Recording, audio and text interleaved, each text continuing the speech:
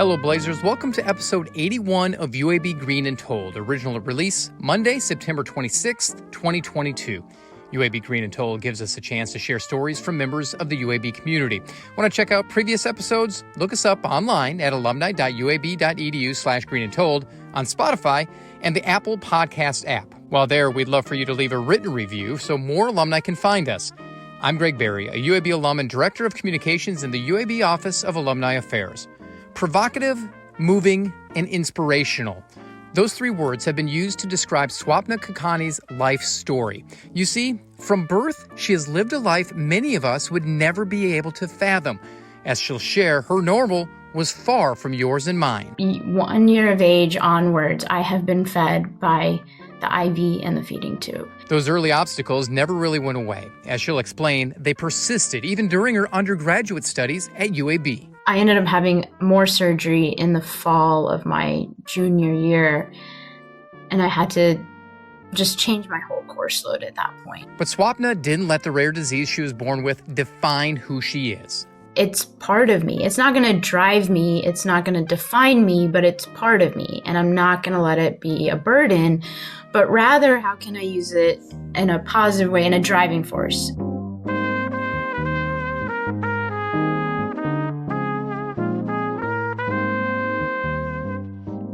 It's not every day you get a story like Swapna Kakani's. She was born with a rare disease and has persevered. We pick up her story at a young age, as a book lover and somebody who loved school.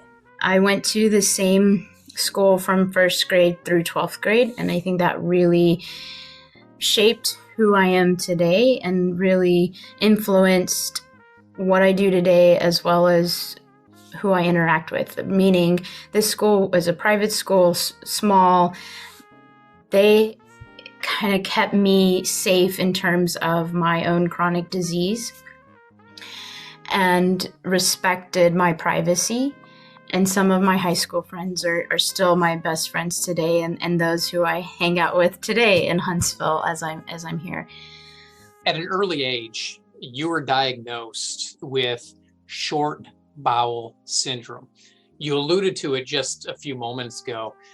What is short bowel syndrome? So short bowel syndrome is a rare GI disease where either you do not have all of your intestine to absorb nutrients by mouth and hydration by mouth, or you also do not have the function of the intestine to absorb nutrients by mouth or hydration by mouth.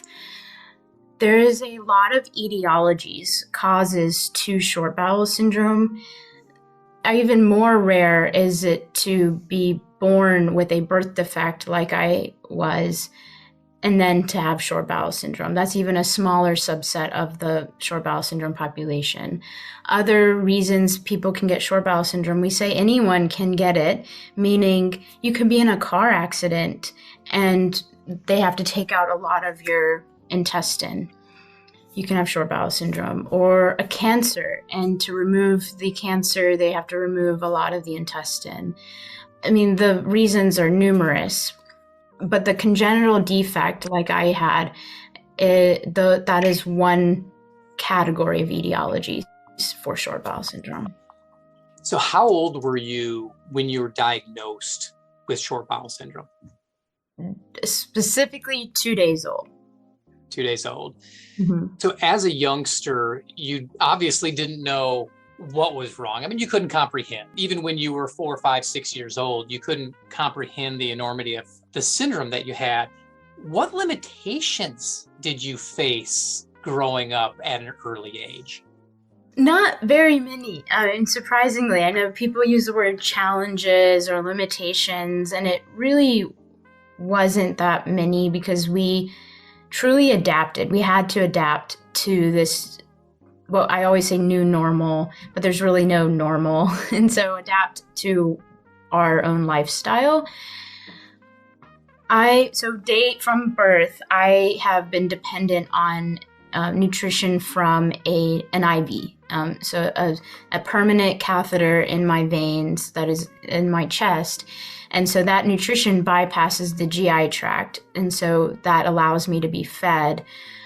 And then I also have been dependent on nutrition through a feeding tube, through the stomach, which sometimes is more commonly known. And the reason for both is, well, so if the gut isn't working completely, both anatomically and physiologically not working perfectly, the IV nutrition bypasses the GI tract. So the child, adult is getting fed. But at the same time, that nutrition has its risks. And you hope to achieve enteral autonomy, is what we say, which like being able to be tube fed and or eat by mouth. So that's why oftentimes you see children with short bowel syndrome also being fed by a tube, so that you're maximizing the gut that we do have. So from day 2 of life, actually from year 1, I wasn't fed by mouth my first year of life, only by IV. So from 1 year of age onwards, I have been fed by the IV and the feeding tube. So what that means is I went to school with my backpack, my nutritional backpack, and I would in the morning hook up to it, put the bag and the pump in the backpack and just go to school like anyone else.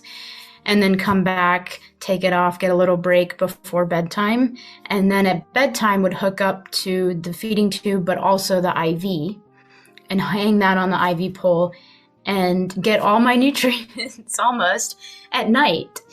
And then at 6 a.m. unhook and go to school just like any other kid.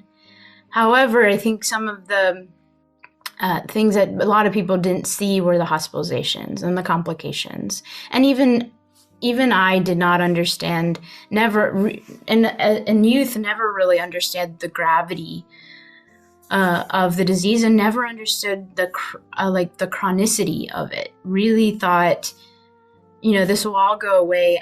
Meaning IVs and tubes will all go away by the time I'm in middle school, by the time I'm in high school, by the time I'm in college. It really wasn't until 17 that I truly understood, I'm going to be on IV nutrition probably for the rest of my life. That's how late it really took to hit me. But the complications can include, so when you have an IV in your chest, a permanent IV, not the temporary ones that you can get in the ER or in the hospital, that can garner bacteria, that can get infected. So I have had 26 infections of those central lines in just 32 years, and 25 of those were in my first 17 years. So I was in the hospital at least once a year for an IV line infection. And that can get serious because if it can get in the bloodstream, it can become sepsis. You have to treat as quickly as possible. So a lot of times the line has to be removed. But then that's your lifeline. That is how I get fed. So they have to find another spot for the line. And I would be gone from school for a couple of days to a week at a time. And that's where that close-knit community of growing up in a small school, where they would fax me my homework to the nurses station, or I would be able to make up stuff when I got back. And I was just at Children's of Alabama, which at the time I thought is so far away. But now when you become an adult and understand healthcare, 2 hours is nothing. You went through more than a couple of dozen infections, and that's beyond any kind of surgeries. You went through multiple surgeries as well. When was the first surgery that you had to go through as a child? So that was day 2 of life. Okay. So day 2, so that's when, I was born in Huntsville, and they saw something wrong in the ultrasound. And then once I was born, I wasn't even able to swallow my own saliva, and I was just kept on spitting up. So they had the mindset and urgency to send me to Children's of Alabama immediately. And so that's where the surgeon opened me up and then was able to diagnose. Since that first one, day 2 of life, how many surgeries have you undergone? I say 66. Mm. I'm 32 years old, and so 66. But that includes every new central line or IV line. And so because of these infections, or even the milestone of not needing it anymore, I've gone through 31 central lines in 32 years. Wow. That's just incredible to even think about, because that's at least once a year with that, at least twice a year on average, just going in for some kind of surgical procedure. How are you able to lead a somewhat normal young adulthood, collegiate life, and now adulthood? I question that every day.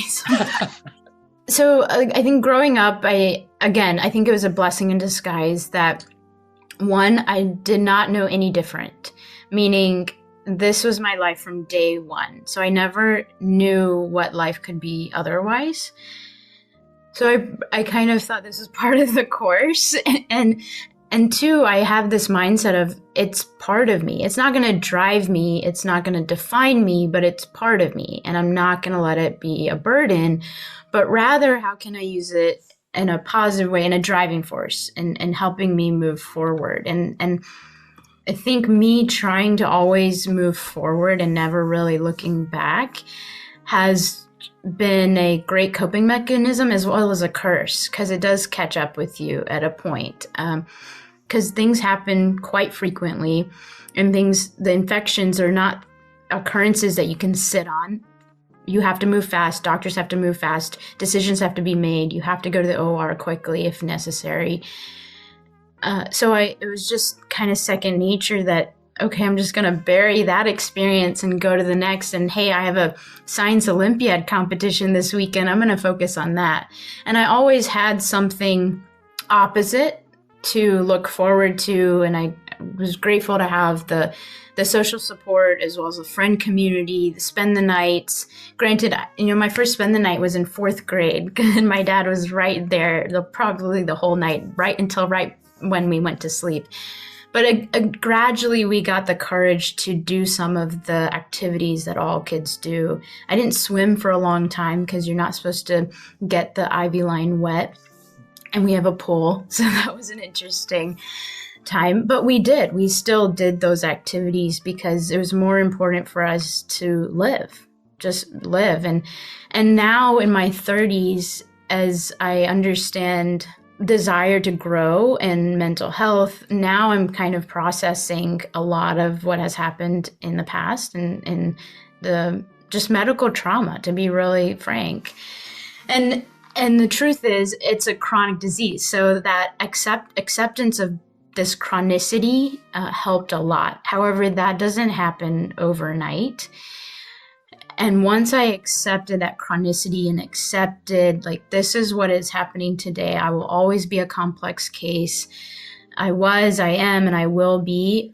That is helping me keep on going, because there's always something going on, unfortunately. I do have a chronic disease, and as I get older, different things pop up and we have to take care of them. But I think just this drive to keep on moving forward and the drive to live. Upon completing your high school career, you made the decision to come to UAB. Mm-hmm. Why UAB? Why didn't you stay at home at UAH or go to some other colleges that may have been closer or almost in the backyard? Well, I never put limitations on myself, period. I never even thought about going to school closer to home. I applied all across the country. I had really high ambitions, and I have since I was in grade school. I always eat with my eyes in all aspects of life. And I had a vision, and I thought UAB is where I can do what I dream to do. And at that time, truly, I was going to be a doctor, and I was the Indian who went and majored in biology and wanted to be a doctor and just kind of checked all the boxes, even though I truly did not know when I did enter. But it was the best experience. Looking back, it was the best experience I could have had and the best decision I could have made. But there's no option to stay at home or be close to home. I wanted to travel. You mentioned that you started out wanting to go into medicine. You were majoring in biology. That changed. Things shifted, and you wind up as an undergrad studying psychology. Yeah. Why the transition? So this was my first lesson in life where sometimes we get laughed at when we make too many plans, and we have to kind of let life happen. I went into college, right? I took all the pre-med classes. I was ready to take the MCAT. And I actually changed from biology to biopsychology, and it was a design major. And that's partly because I did not do well in genetics, and I did not enjoy it, and it was very hard. And I was looking at the course load for biology and thought, I need some psychology in there. I think I looked at the coursework for psychology and enjoyed that as much more, but there was still some biology courses that I wanted to take. So I went to my advisor and said, can I just design this major? And this was, I think, at the cusp or right before neuroscience major being developed. And to be honest, neuroscience would have been the perfect major. But right when I decided to do that, and I also was going to do a 5-year MPH master's after my undergrad, I decided to have one more surgery in the summer between my sophomore and junior years of college, and really thought and purposely scheduled it at that time thinking, oh, this will be my last surgery, my last hospitalization.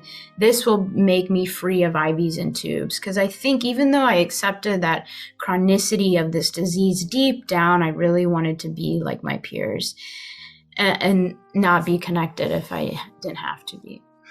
Unfortunately, it resulted in complications after complications, and we had to go to different doctors across the country, seeking subspecialists, getting second opinions. I ended up having more surgery in the fall of my junior year, and I had to just change my whole course load at that point. And it was obvious that it was going to be too much on me to still do this design major, be on campus when my health is taking a lot of time to figure out on what the next step is, and that next step will be a big toll on my body. And UAB really, thankfully, like my advisor, the dean of the College of Arts and Sciences, I mean, my honors advisor, the director of the honors program, they all came together to help me still graduate given this bump in the road. And the solution was, okay, do you mind transferring to just psychology, where we've actually created an online degree for psychology. You only have X amount more credits to do, take them online, and we can work with you on your thesis. So I actually went to UAH to get my advisor for my thesis and to do my research for my thesis. And my research advisors were both from Huntsville as well as UAB. And together, I was able to defend my undergrad honors thesis and still graduate. As a sophomore going into your junior year, you're an honors college student. You're in the College of Arts and Sciences. You're going through all of these medical issues that you're hoping to improve your lifestyle. How frustrating was that time for you? Because it couldn't have been easy. Oh, man. I don't wish the complications that I had on my worst enemy. I had fistulas, which meant that abnormally my small intestine, large intestine, and skin were all connected, also all connected to my bladder. So I was urinating food and bile. Food and bile was also coming just spontaneously onto my skin nonstop. I mean, you didn't know when it would happen. And we were desperate to figure out the next step. And I was only 21, 22 years old. It felt like literally my whole life had just kind of come to an end. And it seems dramatic to say that now, 10 years later. But at that time, I thought there's no moving forward. I truly wanted to give up. I was in such tremendous pain, and I felt raw both outside on my body, with the bile is full of acid, and so it's burning your skin or leaving your skin raw, but also on the inside. Had lost motivation to keep on moving forward. Most days were in bed, just sopping up the drainage. I would have a few, maybe 30 minutes to go take a shower, but then just to get wet again with my own drainage. And I couldn't go to college, and all my peers, I think one of the hardest parts, and because we're human, we do compare ourselves to others, even though we're told every day not to. But I was 22 years old, and all my peers that I started college with and were such close friends with were almost finishing college. I mean, they were in their last year. And I tried to live vicariously through them, but I still was jealous. And seeing them graduate while I was still at home and not even close to graduating was also very hard. And I learned something in that time period, because I was also just in and out of the hospital. And I even told the doctors, like, discharge me, but only discharge me if you're never going to bring me back. Because I was ready for ultimatums, because it was so hard to go back and forth versus I'll stay if it means I'll come out better, or don't even put me in in the first place. And in one of those hospitalizations, I was told that, because I said I wanted to give up, and my friend said, sure, give up, that's fine. And I was really surprised, like, how aren't you going to call psych on me? I mean, I'm at that point. And they said no. And they taught me how you can give up. You can pause, you can feel the emotions, but to not get stuck in that feeling and in that moment, and to find the ability to keep on moving forward. But the importance is to feel that pain. So it came finally in my 20s, it hit me where I had to process things more. And I did my best to try to find time in the day to call friends from college, to talk to them, to even message with people on social media, just to feel like I do have glimpses of life and it's not all consumed by gauze and drainage and feeling like I'm in a hospital bed in my own house. But I had some of my lowest moments at that point.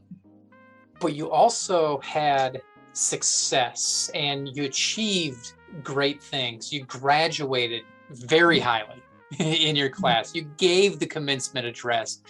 I mean, how much were those kind of a validation to the time that you put in to your degree and the challenges that you had along the way? Yeah, it did feel good. I'm not gonna lie, to just come out of it all, and come out of it in a way where I ended up finding a love for public speaking through that one talk, and didn't really realize it. And I think that's where my value and validation comes from. I would have put the hard work in either way, no matter what the course of my health was. And I struggled through some of those classes. Psychology online is not easy, but it felt like you do not have to go the traditional route. And I felt like it was okay to break the mold. Personally, I grew up in a way where you have to do things in this order. I thought so. You have to do things in this order, and you have to do it in a certain sequence and a certain timeline. So for me, looking back, that's really what that represents to me, in the sense that because of especially the amount of pain that I had seeing my friends graduate and I wasn't there with them, that hurt a lot, and that took a lot of time to get over. So now I tell people, like, your time will come. That's what that helped me learn and process. That timeline it's just a timeline. It doesn't fit for everybody, and that's okay. And because of the support from UAB faculty, my honors director, advisor, the dean, student affairs. I can name their names, and they know their gratitude, or my gratitude for them is why I was able to achieve and also graduate as the commencement speaker, because they also recognized, and I always will appreciate them for that. You didn't graduate from UAB with just the one degree, not just the undergrad, but you also came back and got a master in public health. Mm-hmm. Why that route, and how has that kind of shaped who you are today as a professional? Once I decided that I didn't want to be a doctor in about my freshman or sophomore year of college, I shifted to public health. My mind was blown when I was at UAB that there's more things to do in medicine than be a doctor, first of all. And I immediately started liking public health. I think because I love people, but two, I love looking at the bigger picture, and population health really, I acclimated to it. Then my undergrad honors project was in food security and teaching math and STEM to a school that has underprivileged children. A majority of the population is underprivileged. And then that led me to the public health school because I talked to a public health professor about it. So then I just kept on getting public health information kind of talked to me and put into my brain. But I wanted to make sure that was it. And I wanted to make sure what route, what specialty, what focus, what concentration I wanted to do in public health. So after college, I first had the small intestine transplant. That was the plan, to graduate and then do the transplant. And thankfully, I did well. It did take a whole nother recovery and a whole nother set of internal strength. But then I went to DC and did an internship on Capitol Hill, advocating for healthcare policies as it relates to rare diseases, and did an internship at the local hospital here in Huntsville in administration, because I knew I wanted to still be close to the medicine side. And it was really the transplant, actually. It was really the transplant where it was just kind of thrown in my face that the patient voice is not heard as it should be. And the healthcare system is dysfunctional, but it's also run by humans. And at the end of the day, how can the patient as a human, the clinician as a human work together better? So that's where I thought, from a health policy standpoint, as well as a health administration standpoint, I wanted to go further in my education. And so I did those 2 internships that solidified my desire to go into those fields. And then UAB was an option, partly because of what I did in undergrad through my honors program. And so they welcomed me back 10 years later, and then got the degree, and then the pandemic happened. So what can you, as Swapna Kakani, do in your mind to help shape health policy in the coming years? That's a tough question. I've never gotten that question before. So what I hope, and what we're working on at least at the state level, is I think a lot of, or one part of policy is education. And our leaders, our legislators, our elected leaders, a lot of times do not know how the constituents are being affected by the policy or the lack of a policy. And oftentimes it's the constituent that knows best or knows what they need because they're living the life. And I think it applies very much so in healthcare policy.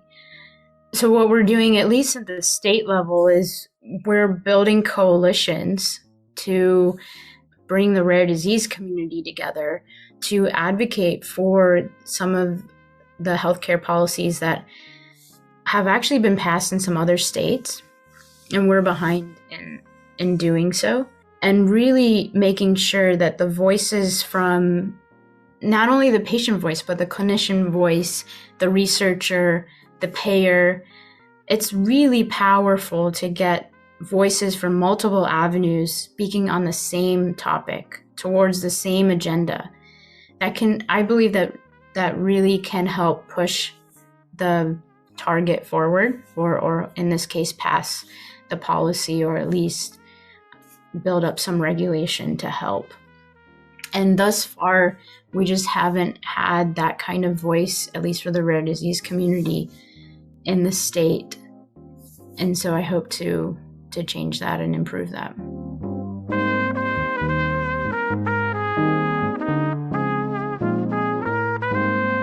That's Swapna Kakani. Swapna is a two-time UAB graduate and alumna of the Honors College. She earned her BS in psychology from the College of Arts and Sciences in 2014 before obtaining her MPH in healthcare organization and policy from the School of Public Health in 2020.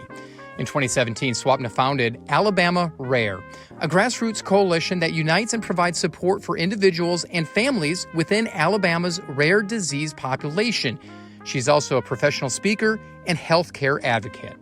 This member of the Psi Chi National Psychology Honor Society and Phi Kappa Phi National Honor Society definitely has an idea of what it means to be a Blazer. To be a Blazer means to be a cognizant and aware person of their surroundings, meaning that one is okay learning what they need to learn, sharing what they know, and bringing those open ears for anyone to their family, their local community, the society, and the world. And I think we need more of Blazers today to keep this driving force and this positivity of continuing to move forward. Be sure to listen into previous episodes of UAB Green and Told. Check out our website at alumni.uab.edu/greenandtold. Have a story to share or know someone we need to get in touch with? Email greenandtold@uab.edu. Finally, be sure to follow us on Facebook, Instagram, and Twitter. Just search UAB Alumni. Thanks for listening, and until next time, go Blazers.